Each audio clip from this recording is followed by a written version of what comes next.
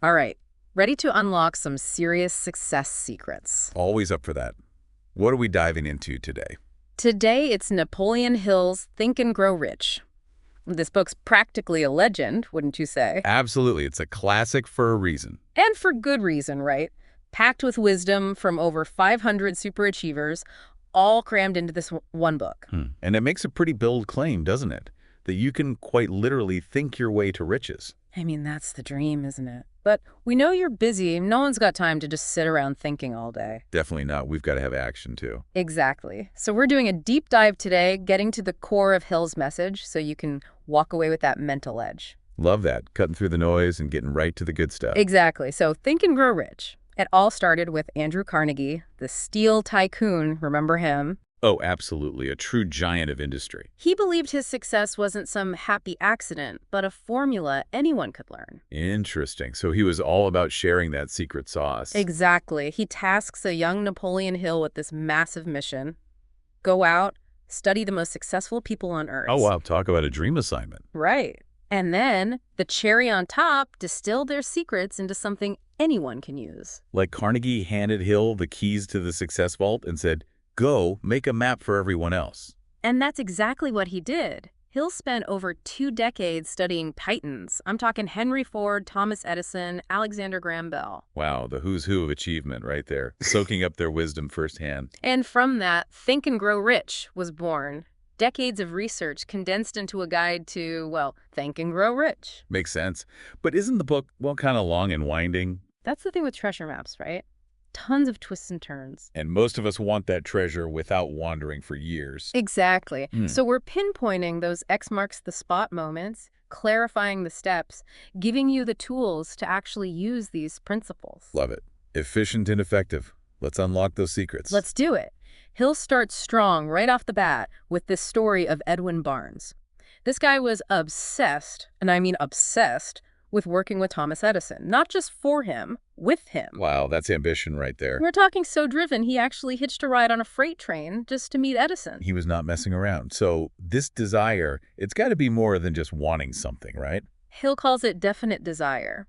Barnes didn't just vaguely want a job. He was fixated on partnering with Edison.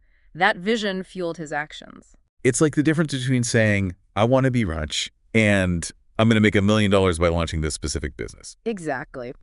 Now, Barnes, he's inspiring, but then Hill throws in this cautionary tale just to keep us on our toes. Oh no, who's the unlucky fellow this time? Guy named R.U. Darby. This guy, get this, he quits digging for gold 3 feet from striking it rich. Oh, you've got to be kidding me. Talk about terrible timing. Uh-huh. So close, yet so far. It's brutal, right? Like you're almost there, but convince yourself it's not worth it. Ouch, that stings just to think about. And to make it even wilder, Hill throws in the story about a little girl who pesters Darby's uncle for, of all things, 50 cents. Wait, what? A little girl and 50 cents. How does that tie in? Right. It's classic Hill, though, using this captivating story to drive home a point. See, this little girl, she's dead set on getting that money, even if it means dealing with a grumpy adult. I mean, we all know those kids who just will not give up until they get what they want. Exactly. But it makes you wonder, what does this have to do with anything? What's the connection? Right. It's classic Hill, a captivating story to illustrate a deeper point. This little girl's determination, even for something as small as 50 cents, holds a key lesson for Darby. Remember, it's all about connecting the dots. So we've got this burning desire, right? Ready to dig for gold, but how do we actually get there? That's the $1 million question, isn't it? Well, this is where Hill delivers the goods, his 6-step formula for turning desire into, you guessed it, cold, hard cash. A roadmap to riches. Lay it on me. It really is like a recipe for success. Yeah. He lays it out step by step. And just like with a good recipe, it's the specifics that matter. 100%. Step 1, get crystal clear about what you want. And I mean crystal clear. Hill says, write down the exact amount of money you desire. No more of this vague, I want to be rich stuff. Nope. Time to name your number, make it real. I like it. Got to set those concrete goals. Exactly. Step 2 is where it gets interesting. Hill says you need to figure out what you're willing to give in return for this wealth. Ah, so it's not about just wishing for riches to fall into your life. Nope, no free lunches here. It's about identifying your unique value. What skills, what talents, what resources do you bring to the table? Could be anything, really. Starting a business, mastering a craft, even offering a highly sought-after service. Exactly. Find that sweet spot where your passions and the market's needs collide. Makes sense. So what's next on this roadmap to riches? Step 3 is all about setting a deadline. No more someday, Hill says pick a specific date on the calendar for achieving your goal. Ooh, now we're talking. A deadline, that's how you light a fire under me, that's for sure. It injects that sense of urgency, right? You know, we're all kind of deadline-driven creatures at heart. Remember those late nights scrambling to finish a project? Don't remind me, but hey, it got the job done. Exactly. And that leads us to step 4, make a plan. And here's the kicker. Start taking action. Hill's adamant about this. You can't just sit around waiting for things to happen. Right, got to put in the work, even if it's just baby steps at first, right? Exactly. Action builds momentum. Each step, no matter how small, it's progress. It's like they say, the journey of 1,000 miles begins with a single step. And sometimes taking action is how you figure things out, you know? You encounter challenges, you learn, you adjust your plan as you go. Love that action as a catalyst for clarity. Okay, what's step 5? This one might seem simple, but Hill swears by it. Write it all down. Your goal, your deadline, what you'll give in return, your plan, everything. So it's like putting it all down in black and white, making it real. Exactly. It's a contract with yourself, a tangible reminder of what you're working towards. Powerful stuff. So what's the final step, the grand finale? This is where it gets really interesting. Hill says to read your statement aloud twice a day. And not just reading it, but really seeing, feeling, believing yourself as already in possession of that money. Wait, so it's like visualization? Manifesting? That's exactly what it is. This is where money consciousness comes in, tapping into the power of the subconscious mind.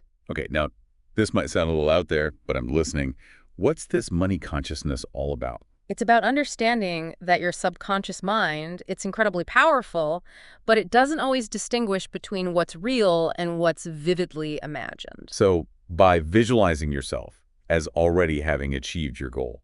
You're essentially feeding your subconscious mind the blueprint for success. You're telling it, this is what we're doing, this is who we are. Interesting. So it's about aligning your thoughts, your beliefs with your desires. Exactly. Okay, so we've got our desire all mapped out. We've got our 6-step plan ready to make it happen, but there's got to be more to it, right? What's the secret sauce? Well, that's where we get to one of the most powerful parts of Think and Grow Rich. It's all about the power of belief. Because you can want something, sure, but if you don't actually believe you can have it. Exactly.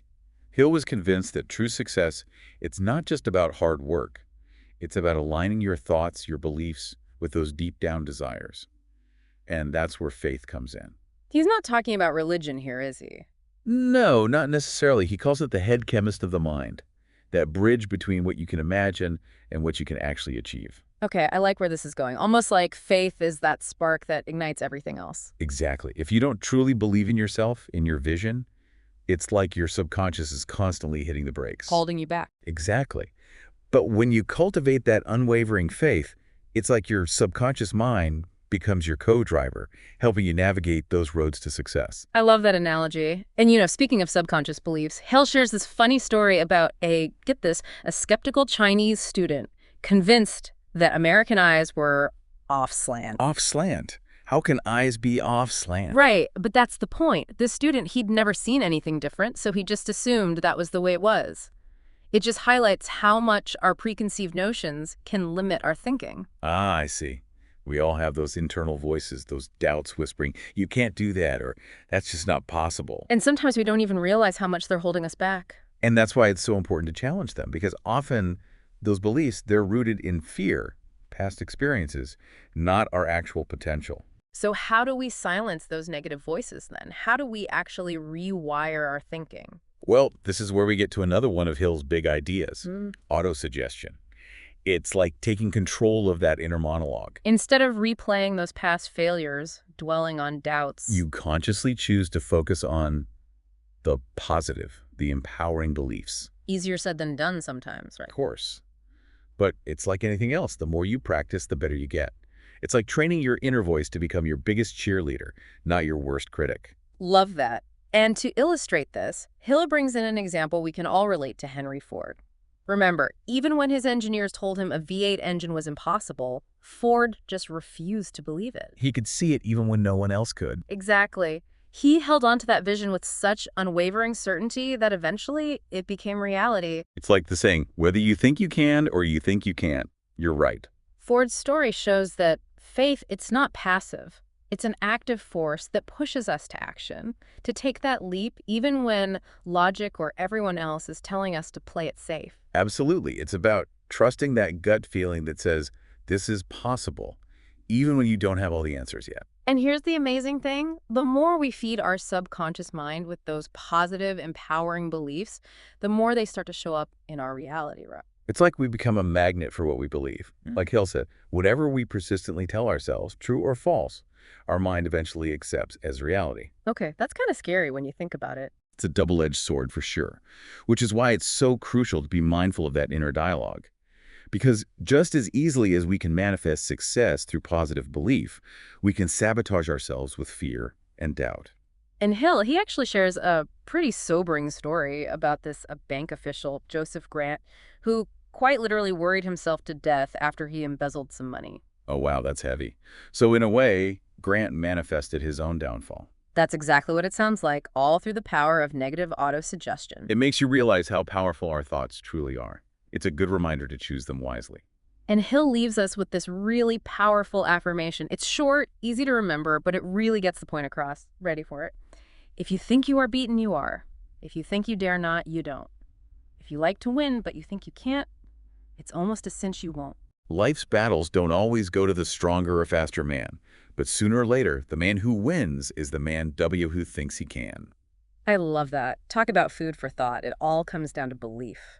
And, it reminds me of that story about Napoleon Hill's own son, Blair. He was born deaf, and the doctors back then, they didn't hold out much hope for him ever hearing or speaking properly. That's heartbreaking to think of all those limitations they placed on him. But Hill, he just refused to accept that as his son's reality. He truly believed that Blair could hear, could speak. So he kept affirming those things, nurturing that belief within his son. And what happened? Well, against all odds, Blair eventually did learn to hear and to speak. It's a truly incredible example of the power of belief to overcome what seemed like impossible obstacles. Wow, what an incredible story. And an important reminder that we really do have so much more power than we realize. Absolutely, and that's the essence of Think and Grow Rich, isn't it? That desire, coupled with unshakable faith and persistent action, can create what others might even call miracles. It's about tapping into that sleeping genius within all of us. And, the most remarkable part, Hill never actually revealed the exact techniques he used to help his son achieve this. He leaves that final piece of the puzzle for us to discover on our own, wouldn't you say? Absolutely. As we delve deeper into the book, and more importantly, deeper into the limitless potential of our own minds. So to wrap things up, we've covered a lot of ground today with Think and Grow Rich, but it really boils down to a few key takeaways. It's about recognizing those limiting beliefs that might be holding us back and replacing them with empowering truths. Because the power to transform our lives, it lies within each and every one of us. And if you want to unlock that power, well, you know what to do. Dive into Think and Grow Rich and see for yourself. Until next time, keep those minds open and those beliefs strong.